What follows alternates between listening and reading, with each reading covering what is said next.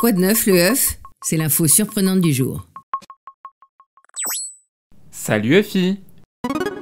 Bonjour Clément. Dis-moi Euphie, je vois que la situation se complique aux États-Unis avec le bras de fer au Sénat à propos du budget, et c'est sans compter sur les polémiques quasi quotidiennes avec Donald Trump. D'ailleurs, as-tu vu la dernière en date?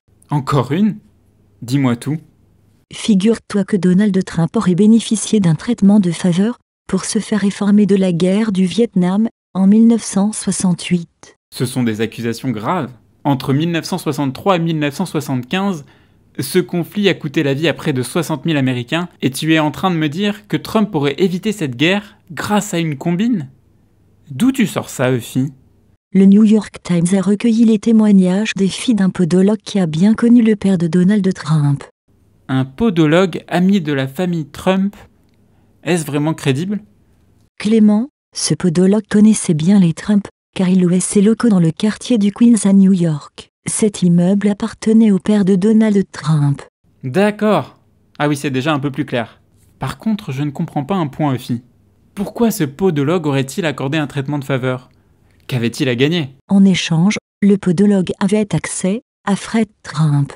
S'il y avait quoi que ce soit qui n'allait pas dans le bâtiment, Trump s'en occupait immédiatement, racontent les filles du podologue. Dis-moi, Euphie, j'ai l'impression que ce n'est pas la première fois qu'on parle de cette histoire de Trump et de guerre du Vietnam.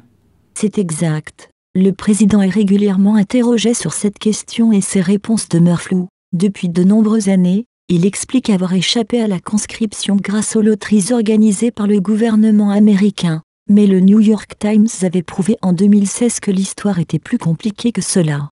Eh bien, continue, Euphie. C'est digne d'un roman. On lui aurait diagnostiqué un éperon osseux, une excroissance osseuse anormale au niveau du pied. Étonnant! Reste à savoir maintenant si c'est bien ce podologue proche des Trump qui est à l'origine de cette dispense. Le podologue en question est décédé en 2007. Il est donc impossible de vérifier la véracité des témoignages de ses filles. Et aucune trace écrite, j'imagine. Non plus Clément. Et Donald Trump s'est refusé à tout commentaire sur cette affaire. Eh bien, sacrée histoire. Merci, Euphie. À bientôt sur le HuffPost.